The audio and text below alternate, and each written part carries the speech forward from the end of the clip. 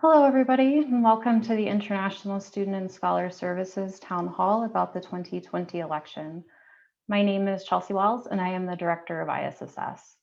The purpose of today's Town Hall is to review what we currently know about the 2020 presidential election that occurred last week on November 3rd, discuss the current immigration regulatory landscape, provide information about University of Utah support services and resources, but it's primarily intended to serve as an informational source and forum for you to ask questions. While we do have prepared content for today, we will keep this town hall relatively informal and act as a space for all of you as students, faculty, staff to ask questions and voice any concerns.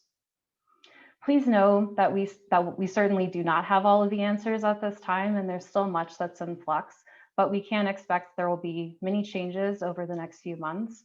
And then once the new president-elect is sworn into his role in January 2021, we can expect there will be even more changes, but it's difficult to predict what may happen right now.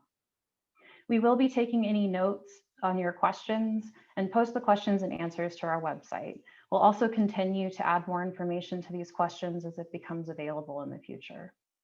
ISSS hosted a series of politically focused webinars throughout the month of October, and these sessions have all been recorded and are available on our website. The topics of the webinar sessions include an overview of the US political system, international student rights and responsibilities, understanding US media and consumerism, and international student advocacy. If you did not have a chance to join us live for these sessions and you haven't watched the recordings, we encourage you to do so if you're interested in learning more about these topics. If you experience any technical issues today, please email the ISSS tech inbox and we will assist you as soon as possible.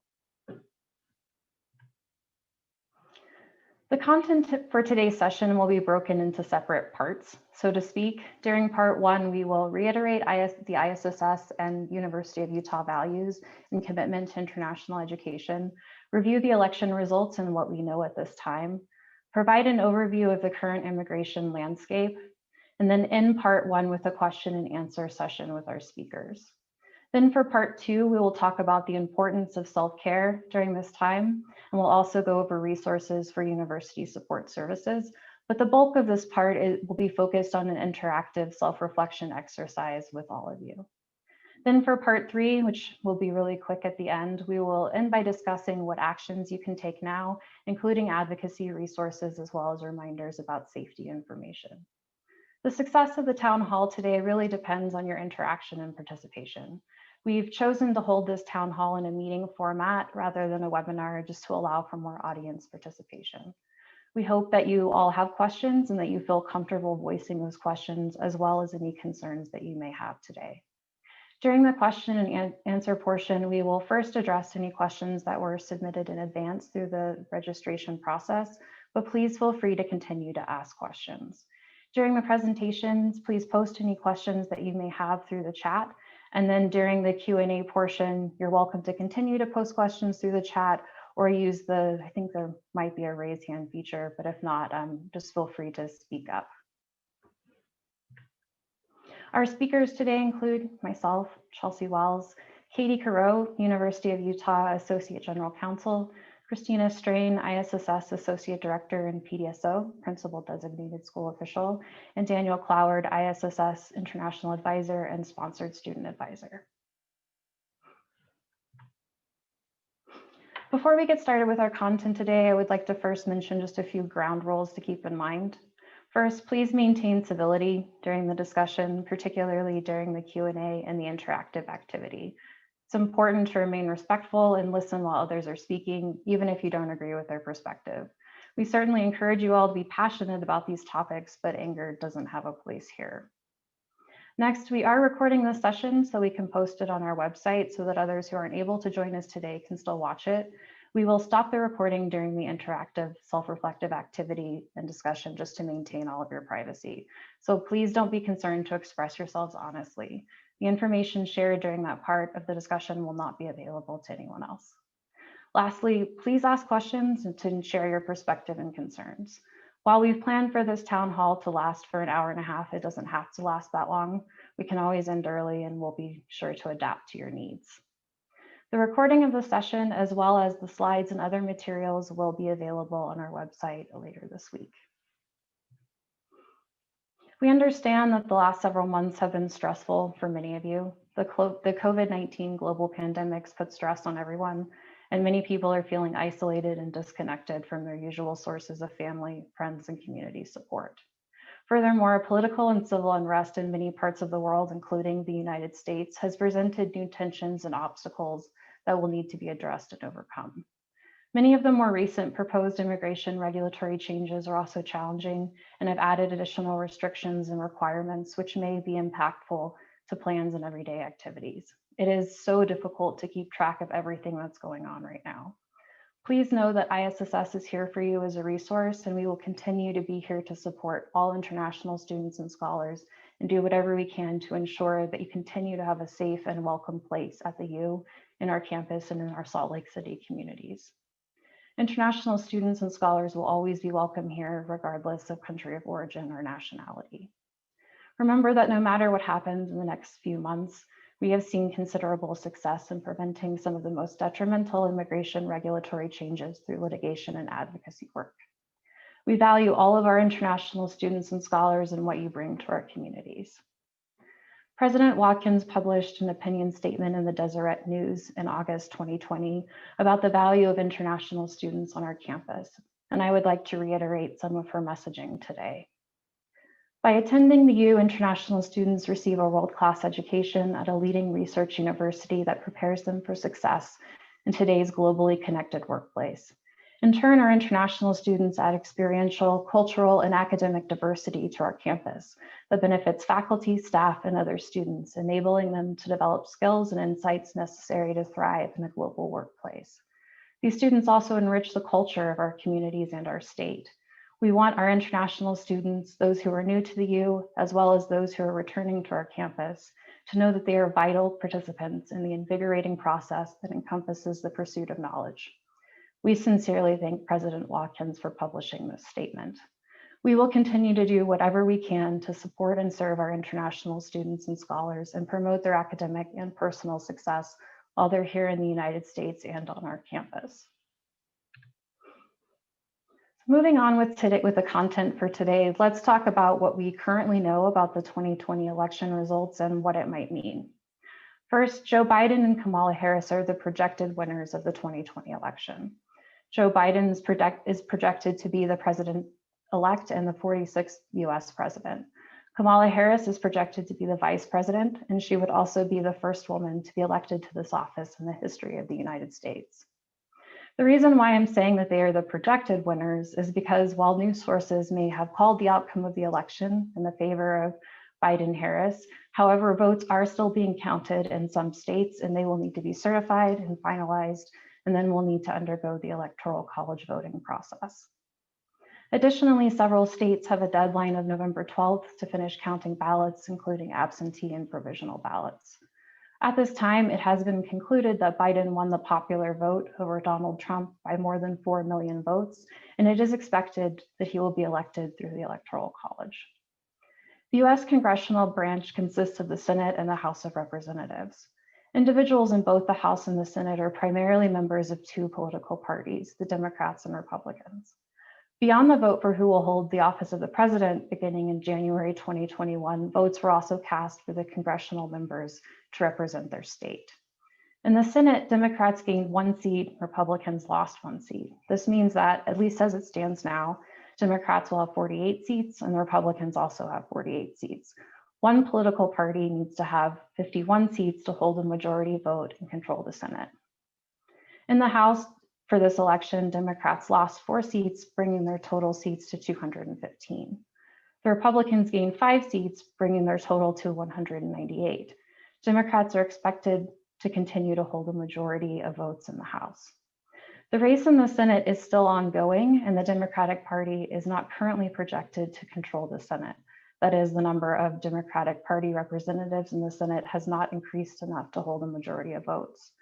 As it stands, the fate of which political party will control the US Senate by holding the majority of seats will depend on the outcome of a special election in the state of Georgia in January 2021, and that will determine the winner of the state's 2 Senate seats. So what does that mean for us? Primarily, it will impact President-elect Biden's ability to push certain legislation through Congress. As a Democrat, he will face many challenges with a divided government, particularly if the Republican Party controls the Senate. Therefore, history indicates that it is likely that Biden may attempt to make progress through non-legislative actions, such as executive orders or regulatory changes. However, at this time, it is entirely impossible to predict what may happen in the future. So we must all be patient and see how the results play out over the next few months. However, we can gain an understanding of which issues Biden will prioritize at the beginning of his administration by reviewing what he has publicized as his priorities. Biden announced his transition team and advisors yesterday. He has stated that his initial focus will be on the COVID-19 response, economic recovery, racial equity, and climate change. His transition team website also contains information about what he would like to do in the realm of immigration, which is obviously very important to all of us here today. While we can expect that his immigration policies will be drastically different than Donald Trump, we do not know entirely what to expect at this time, including how quickly those changes may be made. However, it does seem highly likely that he will attempt to loosen or reverse many of the immigration restrictions that were imposed by Donald Trump. Biden's transition team website is now live, and his policy agendas have been posted there. I encourage you all to read through the website for more thorough information, keeping in mind that this is likely to change over the next few months, as well as after he's sworn into office. However, it is expected that he will attempt to implement immigration policies and regulations that may be more beneficial to international students and scholars, as well as offer the prospect of greater visa stability. So with that in mind, I would now like to welcome Katie Carreau, University of Utah Associate General Counsel, to provide an overview of the current immigration landscape, as well as the actions that the University of Utah has taken. Go ahead. Thanks, Katie. Chelsea. Thank you. So as Chelsea mentioned, and some information that was on the slide, we're very hopeful that with the election of President Biden, that things will take a better turn for us on many immigration fronts. For example, he's already stated that one of his main objectives on day one will be to eliminate what a lot of people refer to as the Muslim travel ban that was implemented by President Trump when he very first took office back in early 2017. Following that, President Trump and the Department of Homeland Security were very active in their immigration efforts over the past 4 years. And many of those issues are still ongoing. But I first want to recap many of the things that the current administration attempted to do, but failed to do because of actions by the University of Utah and other institutions of higher education. So for example, first, they tried to eliminate DACA, the Deferred Action for Childhood Arrivals program. That was challenged, and the University of Utah, along with many other higher ed institutions, joined as a friend of the court at various different levels of the court proceedings there to explain that the action of trying to eliminate DACA had not been conducted in a lawful manner. That position prevailed at the United States Supreme Court, and that resulted in the DACA still being a valid status for folks in the United States. We expect that under President Biden, DACA status will continue. Other issues, particularly relevant to international students and scholars, the current Department of Homeland Security a couple years ago tried to drastically change the rules related to how F1 students and J1 scholars accrue unlawful presence in the United States, which inserted a lot of potential uncertainty into the program for you guys. Guilford College, a school in North Carolina, was at the forefront of challenging that rule. Again, the University of Utah, along with many other schools, joined as a friend of the court challenging that, and we prevailed. The courts found that the action to try and change the definition of how people in F1 and J1 status accrue unlawful presence was a violation of the statute.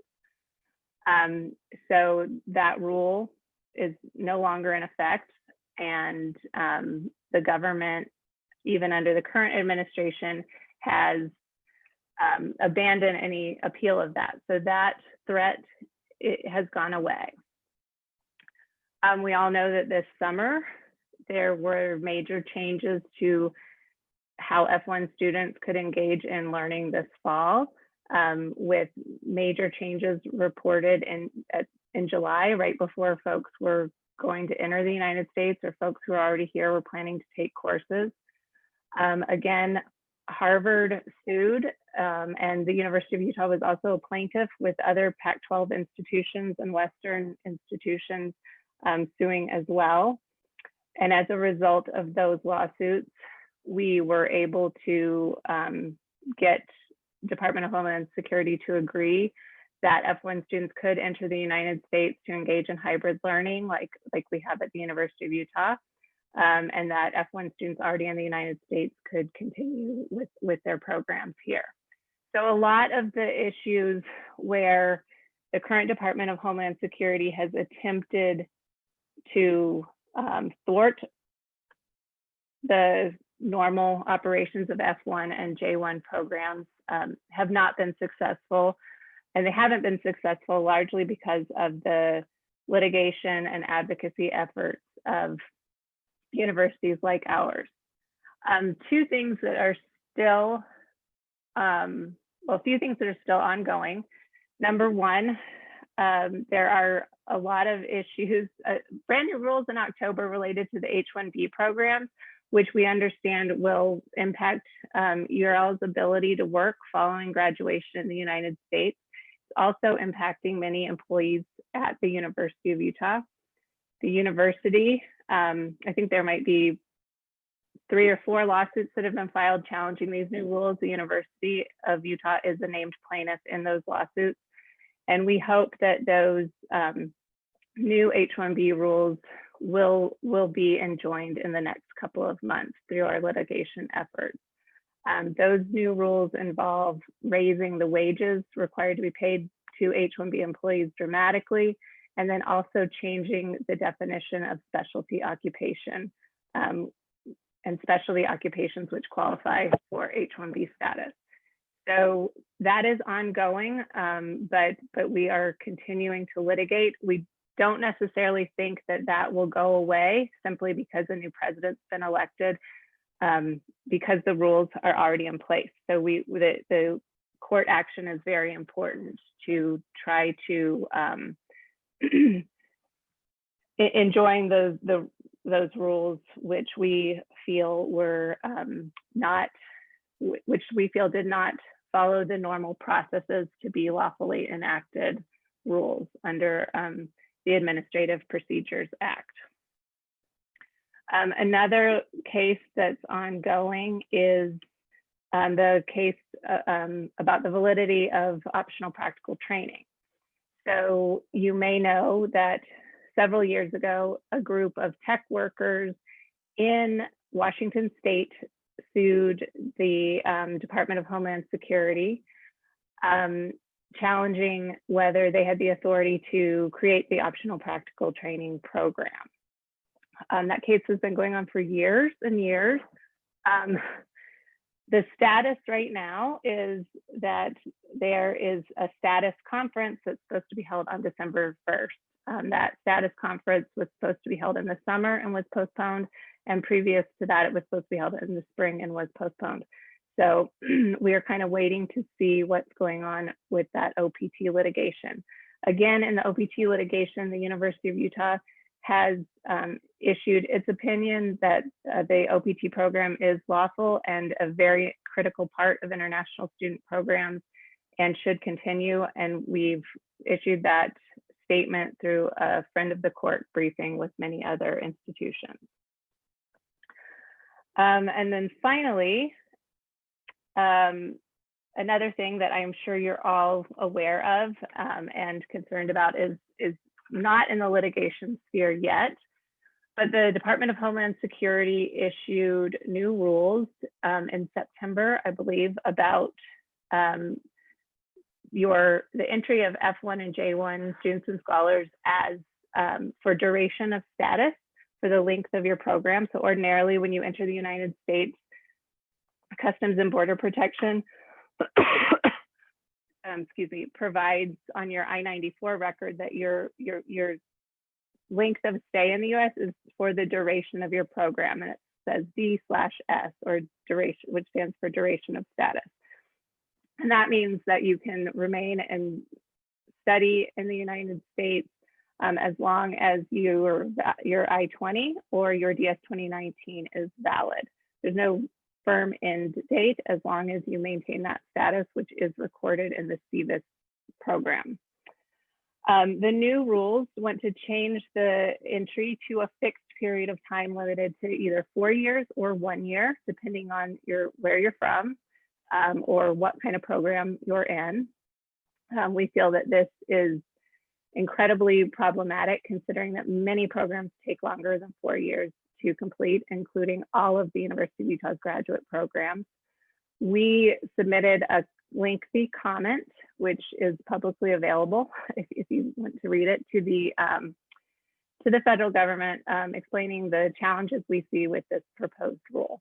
And we weren't alone in submitting a comment. There were actually 32,000 comments submitted in response to this new rule change, which is a very, very high number of comments, and shows just how detrimental this change is, and to how many institutions, businesses, people in the United States. So at this point in time, it is the Department of Homeland Security's responsibility to read those comments, all 32,000 of them, and to respond to them before they finalize any rule.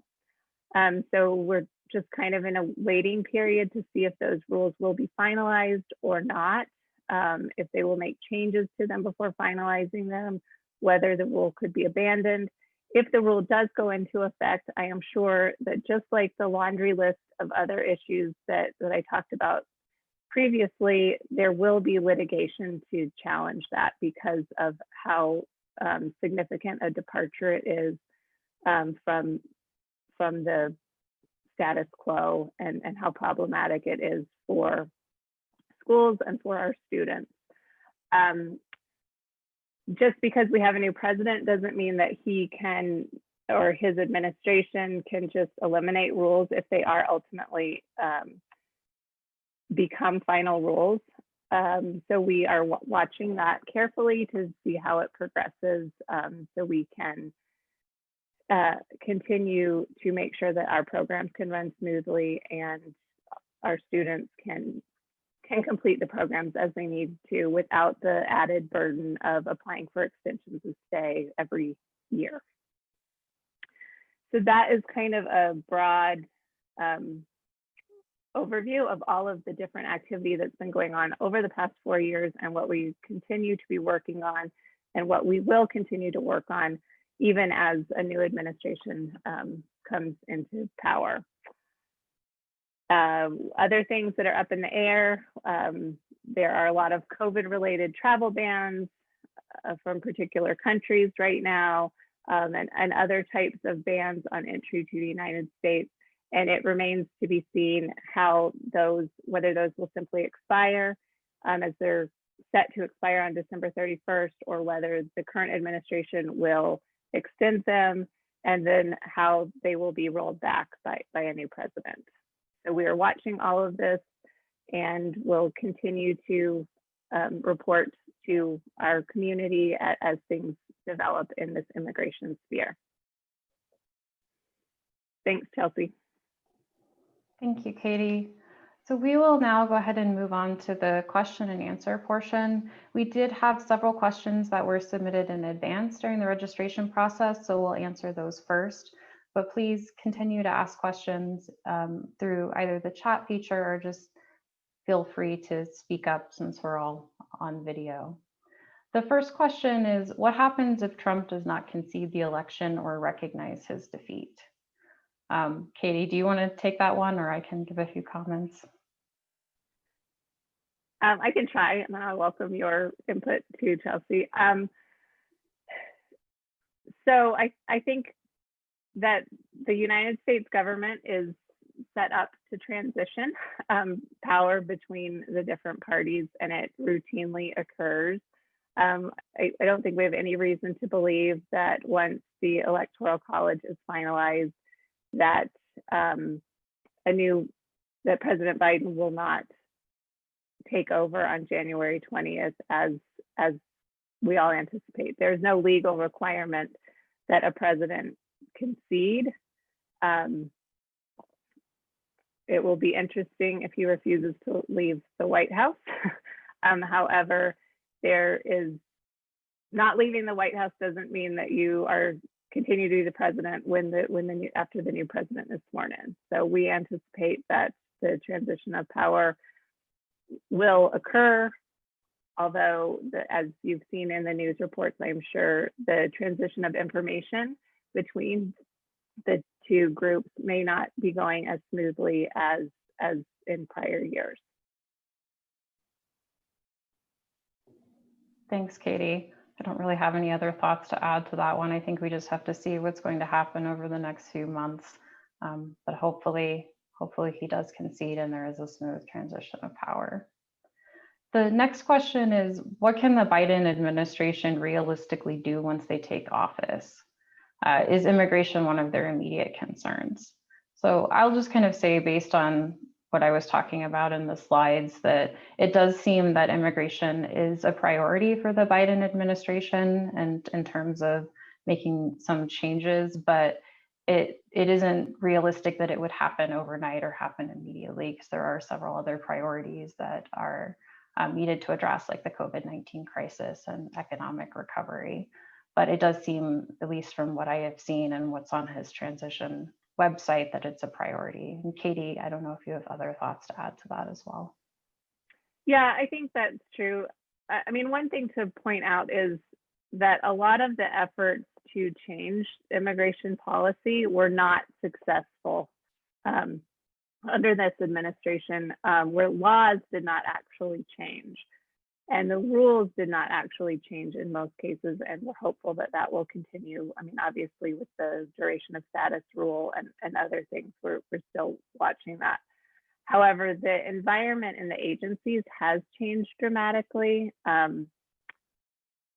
because they've been trained to, I think, look at things in a different light than they've looked at things historically. So I don't think it's going to change. That atmosphere in these agencies can change overnight. It's going to take some undoing over time to kind of get us back on track to the status quo that we were used to 4 years ago, and which we'd been used to for decades before 2017. Thanks, Katie. The next question is, I've known several people recently who received OPT denials. What are some of the most important things that students should remember when submitting their OPT packets to avoid being denied? Christina, I'll pass this one over to you.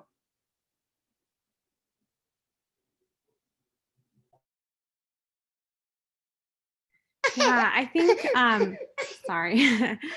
I think that in terms of OPT, some of the most important things are just making sure, I mean, they're very simple, what we would think of as very simple, like making sure all the forms are filled out correctly, making sure, one of the biggest small mistakes that is made is when students don't, you receive your I-20 from ISSS, and when it's printed and signed by ISSF, you have 30 days to submit that application before that I-20 expires. So I think that's one of the biggest timing issues we see in terms of students just missing that deadline. If you receive the I-20 and you wait on it and you're still gathering paperwork and you send it in a little bit later than 30 days, that often is a reason for denial. But in terms of students who are eligible for OPT, who file on time, who have all the documents they need, generally we don't see a whole lot of issues. It's those small kind of processing errors that we see. Daniel's pointing out, he has a link to our workshop. We do have a full OPT workshop tomorrow. So we do recommend checking out one of our OPT workshops. We have advisors go through the whole process of what that looks like, how to apply. We also have advisors who you can make an appointment and they can check your packet before you send it in to make sure everything looks okay, everything's filled out, complete. So we would definitely recommend that. But in terms of OPT denials, that's honestly most of what we see is just those clerical errors, rather than, we haven't seen a whole lot of denials for violations or things like that. But obviously, you need to be eligible for OPT. So you have to have, accrued the 2 full-time semesters before you apply for OPT. Your OPT employment, you need to be reporting that. So as long as you're following those rules and regulations, I wouldn't be too concerned, but definitely reach out to us, come to our OPT workshop, and we'd be happy to help you with that. Thank you, Christina. The next question is, could you provide more information about the minimum H-1B visa wages and STEM OPT extension requirements? And did this change at all? Katie and Christina, I will let you take that question. Katie, if you want to talk about H-1B, go ahead and start. Sure. So the H-1B wage requirement. So on October 8th, the Department of Labor issued new rules that went into effect immediately without any notice. And those rules changed the wage level. So when the H-1B Department of Labor has a database that has all the different occupations, and each occupation has 4 wage levels. The percentile, they figure out those wages by taking all of the wages through surveys, all the wages paid to people in the United States. And level 1 wages used to be at the 17th percentile. And then level 2 wage was a different percentile, 3 and 4. They've moved the percentiles for level 1 up to the 45th percentile from the 17th percentile. So that's a very dramatic increase in the level 1 wage. And then subsequently, the level 2s, 3s, and 4s have also been changed and impacted. So it's a real dramatic increase in the required minimum wage for H-1Bs. And the stated reason by the Department of Labor in making these changes was to protect the U.S. workers and the U.S. economy due to the unemployment rate with COVID. We think that there are a lot of challenging issues with their stated reasonings for making the changes, particularly without providing notice and comment. So it does put H-1B employers in a challenging spot right now. Some employers may pay high enough wages that it doesn't impact them. At the University of Utah, where we file a great deal of H-1Bs every year, some positions are impacted, others have not been. But it does create an issue. I mean, the Department of Labor itself says that this is going to cost employers $198 billion. So it's a dramatic and very expensive change for the business community.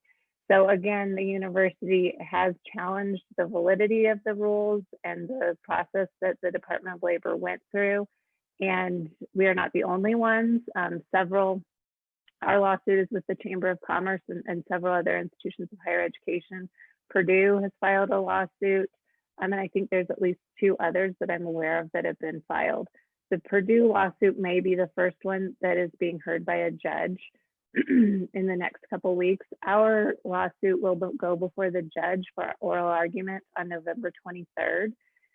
So we're hopeful that following that hearing, we will rather quickly understand what the status is going to be going forward, and whether we're required to use those new wages or whether we will return to the pre-October 8th status quo.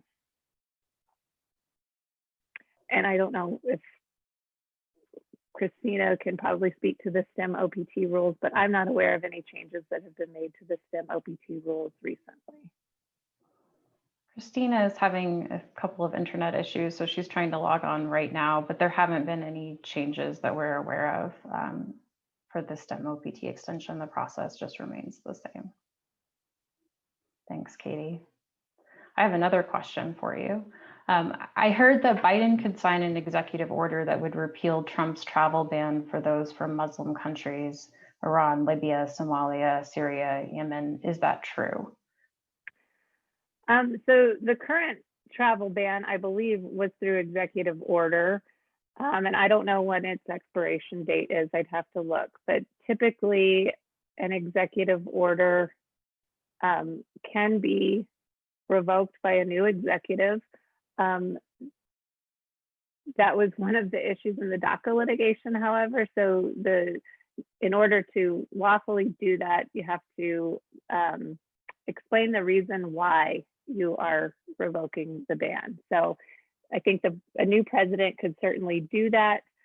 To do it lawfully, they need to provide their reasoning for why they are doing it. And that's actually not a very high standard. It's a standard that President Trump's Department of Homeland Security did not meet with DACA, but actually, if they had put in a little bit of effort, they could have met that standard. So it is the case that many of the executive orders that have been put in place could be altered through executive action by a new president.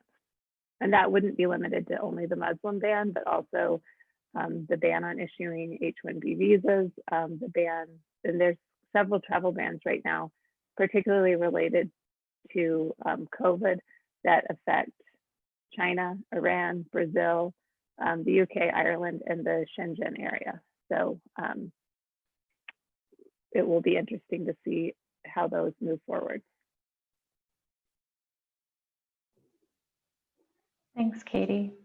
The next question is, do you think the election's results will impact overseas consulate reopening and travel restrictions? I will just start out and kick off that discussion by just saying that I think with many of the overseas consulates being closed right now is primarily related to COVID-19 and trying to put whatever restrictions they can in place to stop the spread as much as possible. While it might be that the election result might have some sort of impact, I don't think it's strictly related to the election. It's more related to the pandemic that's ongoing.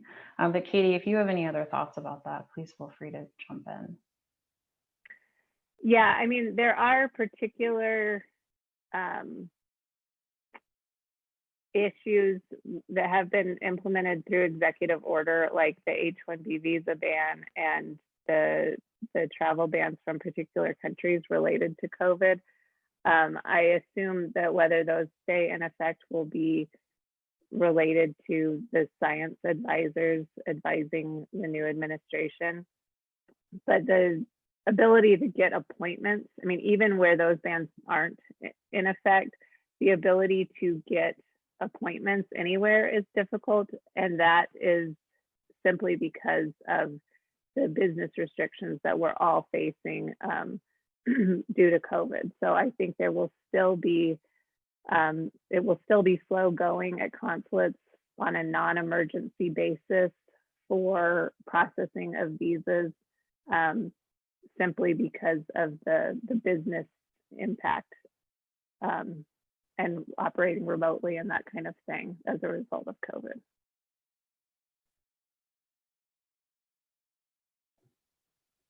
Thanks, Katie. The next question is, I'll just go ahead and keep passing it to you. What are your thoughts on the future of international students in getting H-1B after Biden is sworn in? Do you think it will become less restrictive, and what changes do you anticipate that might occur? I'm hopeful that it will be less restrictive. I mean, our experience at the University of Utah has been, again, the current Department of Homeland Security didn't actually change any laws related to H-1Bs until this past month or so. So we did see a change in the way things are adjudicated, which isn't the result of any law changing. And a lot of cases were being challenged by employers and in court, where folks thought that it wasn't following the current law. So there's been much more tension in the H-1B program over the past few years. I anticipate that will hopefully change under a new administration. Historically, business-related immigration was not controversial until the past few years. So we're hopeful that we'll get some more normalcy there. We are going to face the challenges related to this new Department of Labor wage rule and the change in the definition of specialty occupation. If those aren't enjoined by the court over the next month or so, then those could have a lasting impact on the H-1B program. But again, we're hopeful that the manner in which those rules have been enacted was improper and that they will not move forward. But we're still waiting to see. Thanks. We haven't had any new questions come in through the chat. So for those of you watching, please just feel free to type in your questions if you have any questions that we haven't answered yet. We do have a few more questions that were submitted through the registration process, and we'll do that for a few more minutes, and then we'll move on to the next part of the town hall today. The next question is, can Trump continue to pass executive orders until the end of his term, or is his power pretty much over now that the election results have been called? Katie, I'll pass that to you. Yes, so he can continue to issue executive orders. For example, he might extend some of the COVID-related bans that are set to expire in December. Nothing prevents him from continuing to issue executive orders. However, again, executive orders are not the same type of law in the United States that have gone through and been passed by both houses of Congress and signed by the president. You can't just make those laws disappear that go through that entire legislative process, but executive orders don't go through that process. So it's a bit easier to undo actions that have been made in that process. So I don't know what's on the horizon in the next couple of months, but depending on the thoughtful analysis that goes into making those executive orders, it will be potentially easier to undo them, which is something we saw early on. The initial Muslim ban was overturned quite quickly because the reasoning was not adequate, but subsequently they bolstered their arguments. So I don't know what's on their agenda to accomplish, but if they haven't been doing their homework on new executive orders, it's less likely that they'll be able to put together effective executive orders in the next little bit before January 20th. Thanks, Katie. those are all the questions that we had that were submitted through the registration. So this is last call. If you want to be able to ask some questions through the chat, please go ahead and do so. We can still take a few minutes to answer those. But I won't just pause awkwardly while we're waiting. But I would very much like to thank Katie and Christina for joining us and sharing the knowledge, answering these questions, and just being part of our town hall today. Thank you, Katie and Christina. All right, so that kind of ends the first part of our town hall today, and we'll be moving on to part 2. So I will bring up my slides again here. Right, so with part 2, this will be kind of talking about self-care and also an interactive discussion activity with all of you. But first, I just want to talk about self-care and the university support resources that are currently available. Unfortunately, the University Counseling Center wasn't able to join us today, but I would like to just take a few minutes, talk about how important self-care is during this time and go over some of those resources. During these stressful times, as we all know, it's really important to maintain a practice of good self-care. Our mental health is just as important as our physical health. And the challenges that are presented in the COVID-19 pandemic, the election stress, everything else that's been going on right now is tremendously impactful to all of us. So UCC is here for all students, and we encourage students to make an appointment with one of their counselors if you're experiencing any stress, grief, or simply need to speak openly about your feelings with someone who will understand. UCC is offering drop-in support hours right now, and they've even planned special sessions specifically for international students. They have a virtual chai and chat drop-in session that's offered every Tuesday at 5 p.m. If you're interested, please contact UCC for more details about how to join into those sessions. While it may be easy and understandable to feel really disconnected right now, isolated or disengaged while you're taking online classes, and also just meeting the physical distancing requirements that are needed right now, since the spread of COVID-19 in Utah is so high, it's still really important to stay connected with your friends, your families, your community.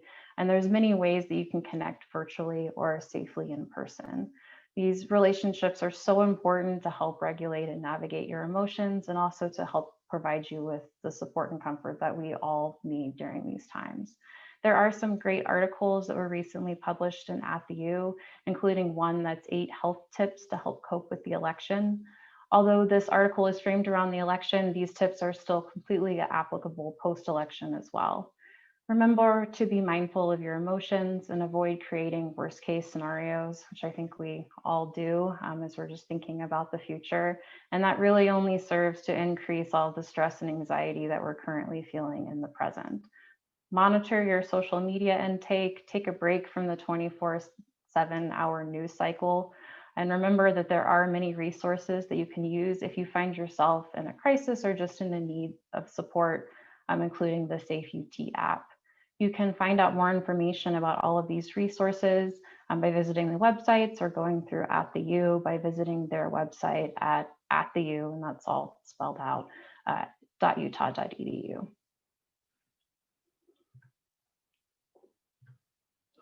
All right, so now we'd like to do a self-reflection activity and discussion that will allow you to reflect on your own values and perspectives and recognize the many ways that you're similar and different from others. Identifying values and remaining empathetic to others' perspectives, especially if they don't agree with your particular perspectives during this time, is really at the heart of maintaining civility with others. So I will go ahead and pass it over to Daniel to help lead this discussion. I have to unmute myself. Thanks, Chelsea. Let me go ahead and share my screen here. 1 second.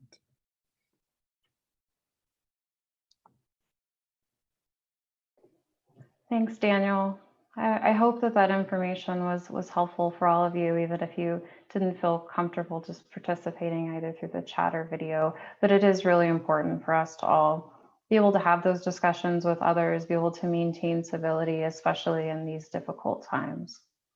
So thank you for sharing all of your thoughts. All right. So next, we just want to go through a few other resources and information for you before we wrap up today. Go ahead and change that slide. So what do we do now? We know that the election results are still ongoing, but somewhat sure. What can we do just to maintain proactivity as much as possible? So whether or not you are excited about the outcome of the US presidential elections, it is really important to stay involved and to make sure that your voices are still heard. So we encourage you to continue to stay active, be civically engaged, and continue to fight for what you believe in.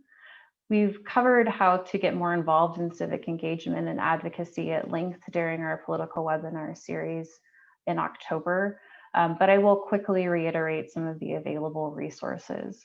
On campus, we encourage you to connect with the Bennion Center, Hinckley Institute of Politics, or get involved in student organizations like the International Student Council, ISC, or ASUU. The Bennion Center is a really great resource, and it will help you to build a community while you're on campus, and it will also help to connect you with various volunteer opportunities and organizations so that you can really give back to your community here. The Hinckley Institute of Politics also has a fantastic internship program that can connect you with internships locally, nationally, and globally. Undergraduate and graduate students are welcome to apply, as well as students of all majors and disciplines. Nationally, organizations like NAFSA, Association for International Educators, or the National Association of Graduate Professional Students are particularly impactful if you're interested in getting involved in participating in civic engagement and advocacy around immigration reform, which is really what we're talking about here today because we're ISSS. However, if you are interested in becoming involved or continuing to be involved in social or political activism, please remember to stay safe and to know your resources. First, know your rights before you choose to participate in activism activities. This includes your rights in the United States as well as back home. Make sure that you're familiar with any requirements and policies of your home governments as well, and be careful when interacting with the media, as this content has its way of spreading and can also make it back to members in your home country and your home communities. Second, stay safe. We are still in the middle of a global pandemic, and it's important for everybody to follow all the safety guidelines, requirements that are in place locally just to help prevent the spread of COVID-19 as much as possible. Also, if others around you begin to participate in any illegal activities, vandalism, anything like that, you should leave immediately, or you could risk encountering law enforcement, including ICE. Next, remember to bring copies of your paperwork to ensure your safety if you should encounter questions from law enforcement or in a worst case scenario. We recommend you have copies of your immigration paperwork, such as your I-20 and I-94. And lastly, know your resources, especially if you do happen to go into a worst case scenario. You have a right to an attorney. And if you're wondering where you should start, the National Lawyers Guild, the Utah chapter, has some really great information and resources available. And their attorneys are also experienced with working with international students and others on non-immigrant or immigrant visas. Again, we did go into depth about these topics during our webinar sessions in October. So if you're interested in viewing any of those recordings of the sessions or to learn more, you can use your phone, scan the QR code here, and it will take you directly to our webpage. If you don't want to mess with the QR code, that's understandable too. You can just go to isss.utah.edu and very quickly access our webpage on the political webinars just from our banner. And then finally, thank you so much for joining us today for this ISSS Town Hall about the 2020 election. ISSS remains to be a primary resource for you. You're welcome to reach out to us with any questions or concerns, and we'll connect you with the correct resources. We are here to support you, so please don't hesitate to contact us if you have any further questions. You can contact us by phone or at international@utah.edu. For any staff members joining us, we're a great resource for you too if you're working with students or if you have any questions about the very quickly evolving, changing immigration regulations that have been going on in the last few months. This recording, the slides, and other information will also be posted on our website later this week as a reference. And again, I would like to sincerely thank Katie Carreau, Daniel, and Christina for joining us today, leading discussions and answering all of our questions. So thank you all for the discussion today. We really hope that you were able to take away some useful information. We hope that you all have a great evening. So bye, everybody. Thank you.